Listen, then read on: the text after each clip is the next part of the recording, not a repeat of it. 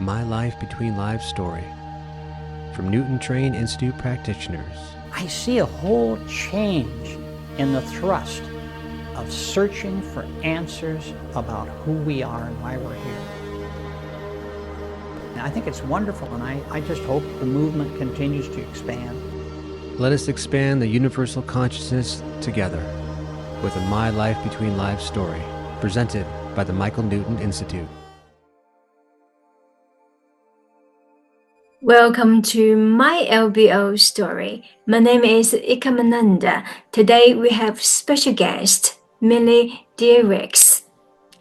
Millie has been an energy therapist and hypnotherapist for the past 25 years. Her journey began with searching for alternative methods after conventional treatment for lupus failed. Traditional medicine only alleviated the symptoms with side effects, motivating her searching for effective healing techniques, which she now offers to others. Her journey led her gaining a master's in Ericksonian psychotherapy, specializing in past life regression, life between lives therapy, and quantum consciousness, exploring the deeper mind and searching for spiritual clarity. She later pursued a PhD degree in thanatology, focusing on grief processing. Recently, she has also been participated in Bill Bennett's documentary film, Facing Fear, alongside experts like Joe Dispenza and Bruce Lipton. These days, Millie employs the Konscio Method, integrating her lifetime knowledge to enhance the consciousness and the well-being of others. A big warm welcome to Millie. Thanks for coming to the show. Thank you, Ekomananda, for having me.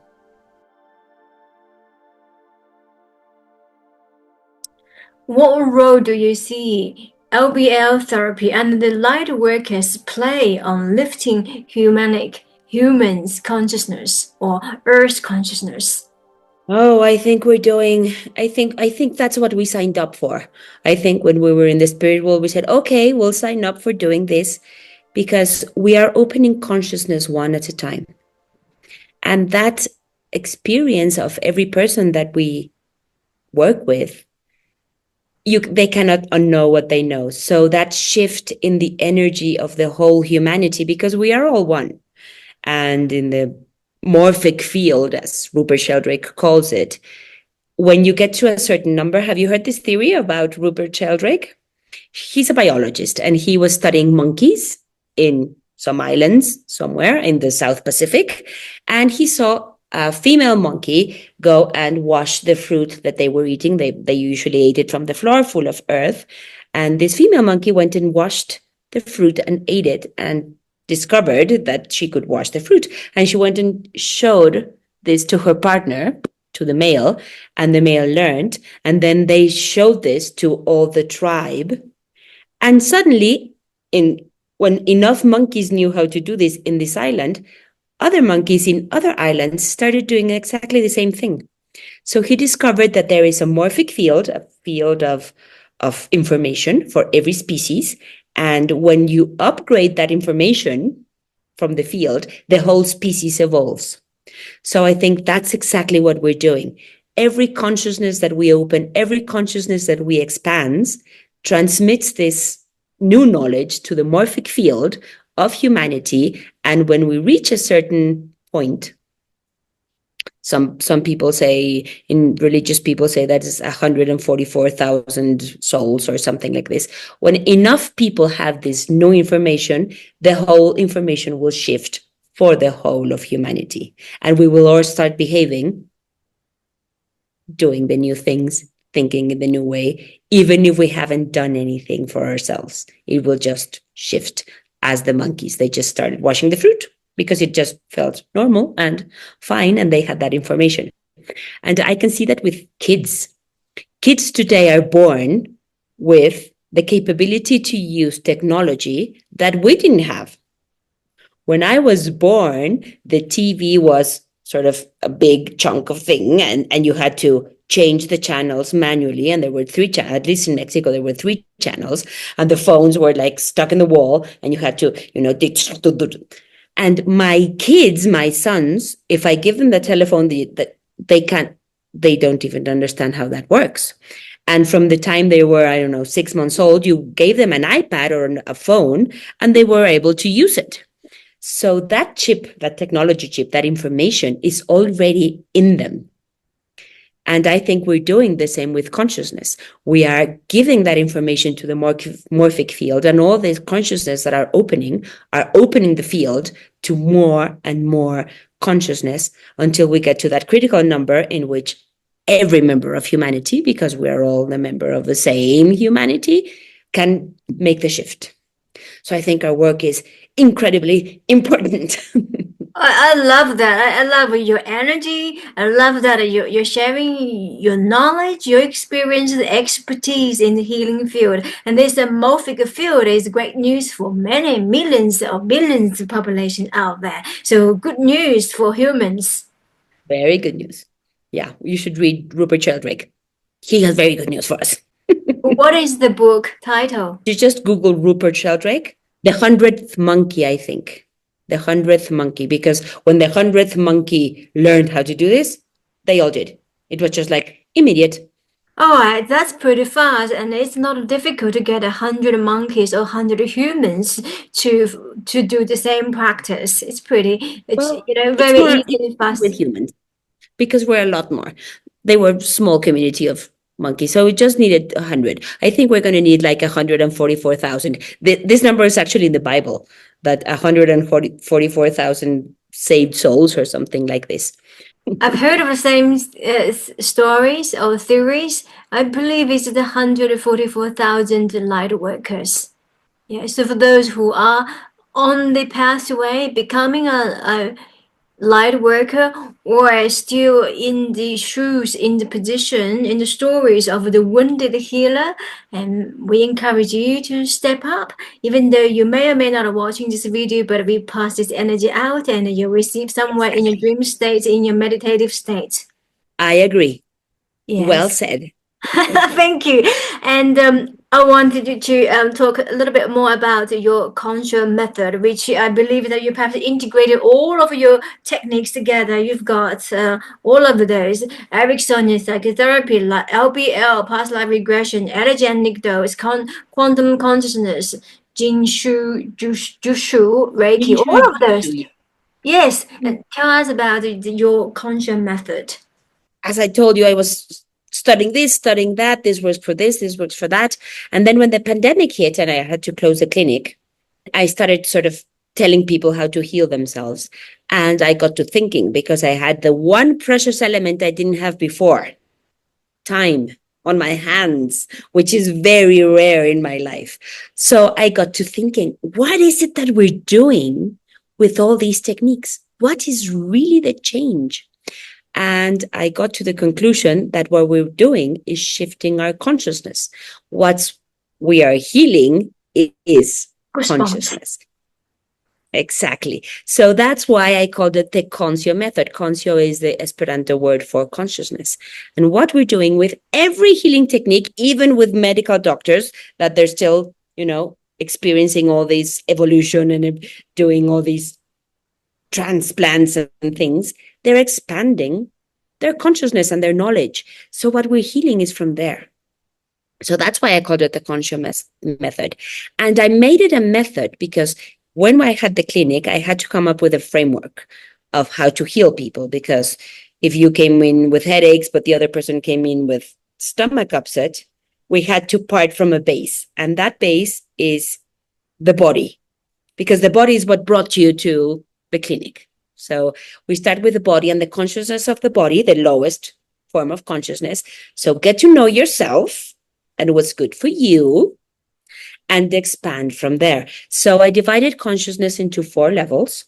The first is the egoic consciousness. That's the one that has a name and that lives over there or over here and that dresses in red or whatever. And we need this egoic consciousness to function in the world, because in the world we need to be able to drive a car and to have a job and to keep house and to cook food and to keep our body alive. So egoic consciousness has its purpose and its place, and that's our everyday consciousness, this one. And then the second level of consciousness, I said it was the empathic consciousness. That's where we connect. And I think one of our jobs is to connect people to their empathic energy, to be able to understand the other and live with other human beings as brothers, which we haven't accomplished as humanity yet. As we can see, there's still wars going on and still disputes over borders, because we cannot see each other as a brother. We still think you're there, I'm here, and I have to take care of me. And so that's the egoic consciousness still. So that's the second step, just being able to be empathetic to other humans and live as brothers. Second level. The third level is unity. When we go beyond just you and me being brothers to know we are just one, expressed in all these myriad forms and beautiful bodies, but we are just one consciousness. And that's where all religions and meditative techniques and most of what we do also want to take you to source energy, to unity, to we are all one and we are all the same.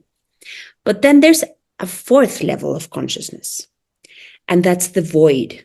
That's the even before anything existed. And I came to know this in a mystical, I can't say anything but mystical experience that I had. It was completely unprovoked. It was, I think, a Tuesday, and I was asleep in my bed with my husband. I could hear him snoring, and I was completely paralyzed in my bed. And I could feel myself being taken somewhere, but still conscious of being in my bed. It was a really bizarre experience. And in this me going somewhere, I started feeling like I was going at incredible speeds, and reality started sort of undeveloping, sort of going backwards in time. So first I saw forms, and then geometric forms, like the basic geometry of the universe. And then I went into colors and then vibrations. And after vibrations, I just fell into this void.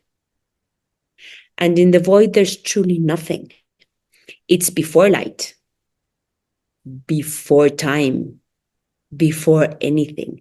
It's just eternal consciousness, being conscious that it's conscious before anything is anything. And this void it's really strong to be there. It's an experience that needs a little bit of coming to terms with. It took me several years to come to terms with that experience, because it's just incredible to be in the void. And I was the void. I was the point and the infinity, and everything I put my attention to, it was like being the eye of God. So if I imagine something or put my attention in something, a whole universe became. And if I took my attention away, it just dissolved. And then another universe and another dimension. And it was just, because from that point of consciousness, everything became, or this became, and it was the point of nothingness and everything, and light and darkness and no opposition, nothing. And the nothing is a concept that is really hard to come to terms with, because we have never experienced nothing. No sound, no light, no form, no time, no space, no limits. You're the point and the infinite at the same time. And that's the last level of consciousness that I'm conscious of. Maybe there's others, but I can see going from nothing to anything more deep. But that's why I divided it into 4 levels of consciousness. But for the fourth one, for the void, there's really no practice that I know that will take you there. The people that I have read that have experienced this are all like me, just spontaneous, like suddenly I'm here and then I can see the void, or I can fall into the void. But there are no meditations or no spiritual practices that will take you there. I think Buddhism is the closest one to it, because they do meditate on the void and death and the dissolvement of all form. But it's the closest one. But I don't know if maybe the Buddha got there. I don't know. I haven't experienced the consciousness of the Buddha, but I have experienced the void, and it's really incredible. So that's why I divided consciousness into 4 realms or stages or levels, whatever you want to call them. I love that sharing and your incredible enlightening experience of void. We do talk about a void in our work, virtual work that might be. We talk about the jhana, which void is the nothingness space. So everything actually manifests from nothingness. So to grasp the nothingness, we encourage people to sit with us during our love circle, monthly love circle. If I to say the only practice that can get you there is it's meditation. But now, based on my therapeutic role in this body, I think healing and meditation together. What happens is some people, they sit, just meditate. Strangely, some people who are strong meditators do not believe in this healing method, or have not been open to this, light work that we do, which there's a purpose behind, as we all know. So we just leave that. We just sit with it. People don't believe in it. That's perfectly fine. This void energy, this nothingness energy, they can go there and come back down and cannot integrate. The reason they cannot integrate is they have stuff in the past has not been completely healed. Therefore, the energy is not pure enough to hold onto the space of a void. And they still have this illusion of wanting to achieve something. There isn't anything to achieve. That's my personal opinion. It might be even different to yours, Millis, as you got all these degrees and doctors, PhD, master's degree. Brilliant. But I'm not saying this by upsetting anybody or this being disagreement with anything. It's just my personal experience. The void space is beautiful. It is beautiful, and it's completely empty, and no, there's nothing to achieve. We do this because we like it. I'm a incessant explorer of the world, and I love studying and I love learning. But no, in reality, we already are absolutely everything, because we are absolutely nothing. We are just projections of the divine mind. So we're not even real. This isn't even real. These are just tiny atoms that are just stuck together because somebody, the great mind, wills it so. Because there's actually, and I've got into physics too, into quantum physics, and they haven't found any reason for our atoms to stick together. There is no energetic, no physical reason for that energy packet to stick together, because they're just empty space. So we are, in reality, empty space, packets of energy that somebody put together. And I was watching the other day, maybe this is interesting to you, a documentary about the Big Bang. It was in the TV, it was a complete documentary. And they were saying that from the Big Bang, which I think is this mind of God saying, okay, now I want to create, and just everything created. There's, in the first second, all the laws of physics were established. But there is a moment where actual molecules or particles came to be. But when a particle comes to be, it comes to be with matter and antimatter. And matter and antimatter annihilate each other. So they collide and disappear. And something that physicists cannot explain made the antimatter of certain particles go away. That's why they talk about different universes. And they talk about a universe made of antimatter, because this particle of antimatter had to go somewhere else in order for this particle of matter that's sitting here called milli, and that particle of matter called ekomananda to be here, are anti-Millie and anti-ekomananda had to be taken out of the equation. And that all happened in the first second of creation. So all the matter that's here were the particles that stayed and didn't annihilate with their antimatter.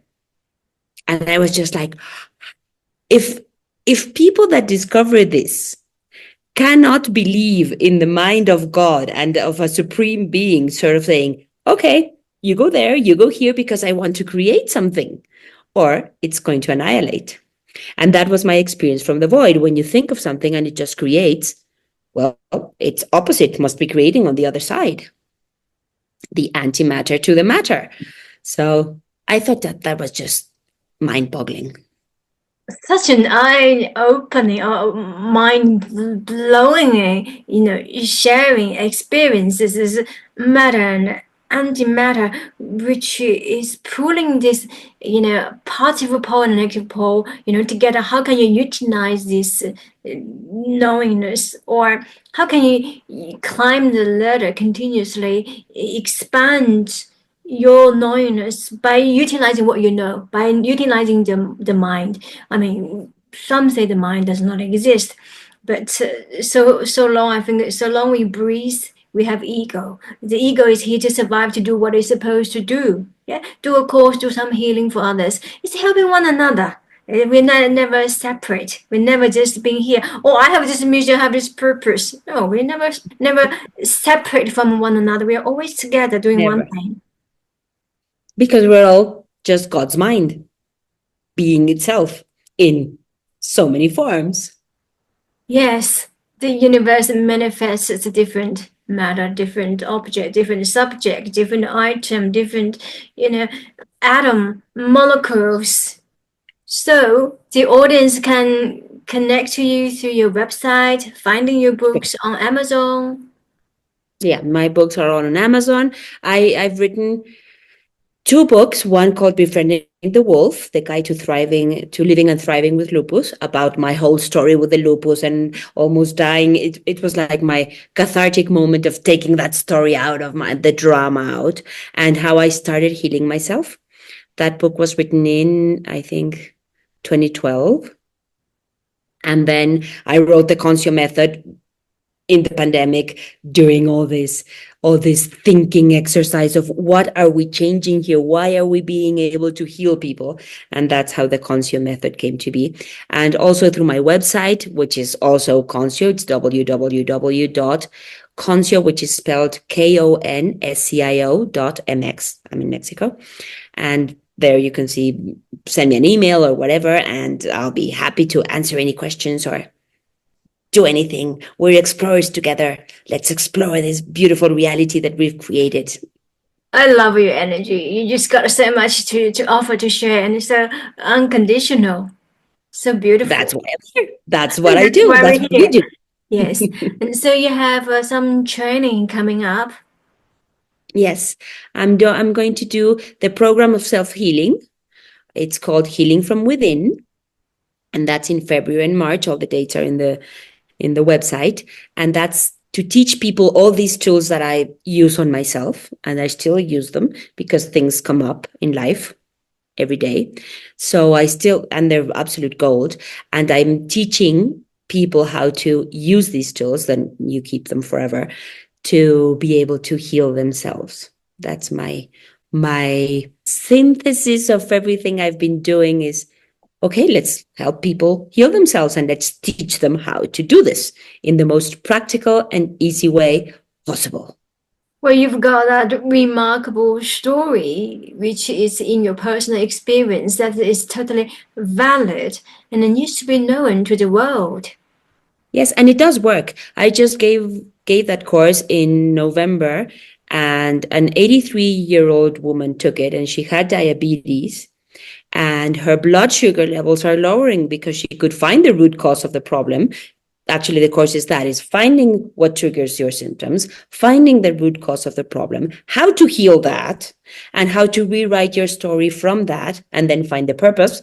All my healing journey, finding the purpose of that, having that, and sort of expanding the healing into the past and expanding the healing into the future so that you can project yourself and create a new life as you want to live it without that idea of you being sick. So it's like the whole process. And I boiled it down to 6 weeks, 1 hour a week. I leave you homework, of course, but I teach you all the methods and then I leave you 1 week to practice. And by the end, even people that had never done anything like this before got so much healing out of it. She's impressive because at 83, she has had diabetes for 50 years and she's needing much less insulin. She's lowering her blood sugar levels just using that. Amazing story. So much love to what you do and sharing the essence and your experience. So many people need it and truly need it. And for the world to become a better place, every one of us counts. We all count. We need to get to the 100th monkey. And each one of us is a monkey. So come on, people, let's get there. That's it. Come on, and if there's stuff that is hidden in you, let it come out. Look for a therapist.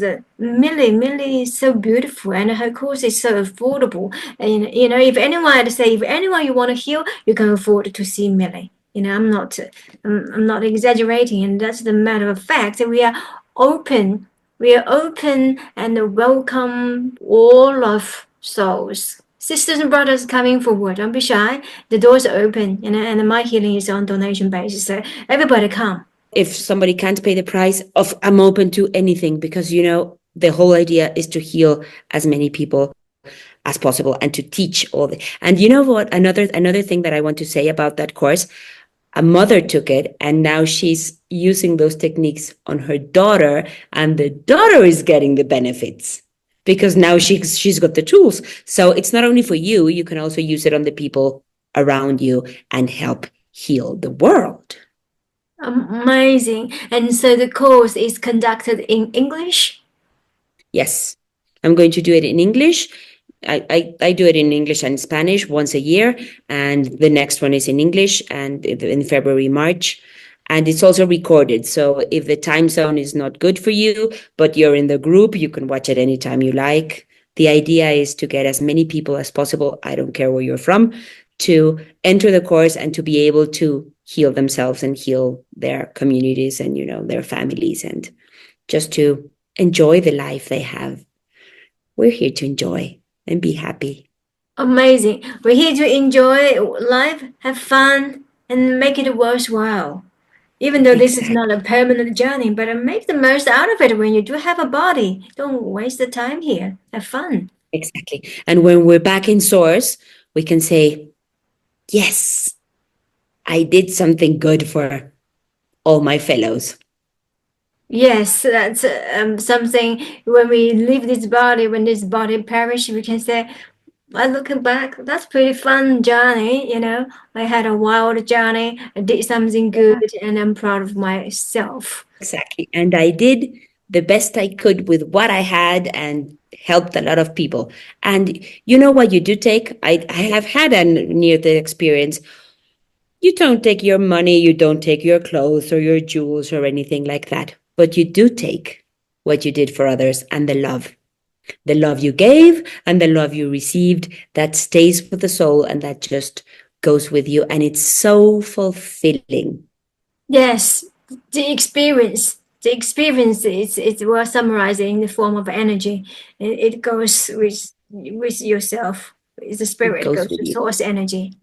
We all contribute. Yeah, that's why you have to do something worthwhile because that satisfaction of having done that goes with you. Yes, wonderful. We are nearly coming to the end of our conversation. I mean, you've shared a lot of jewels, sparks, diamonds. Do you have one final piece of advice to share with our audience? Yes, what I always like to share with audiences is there is always hope. Do not lose hope in yourselves, in your healing, in humanity, in the planet. Everything has a purpose. We're all here to do something, and there's always, always hope.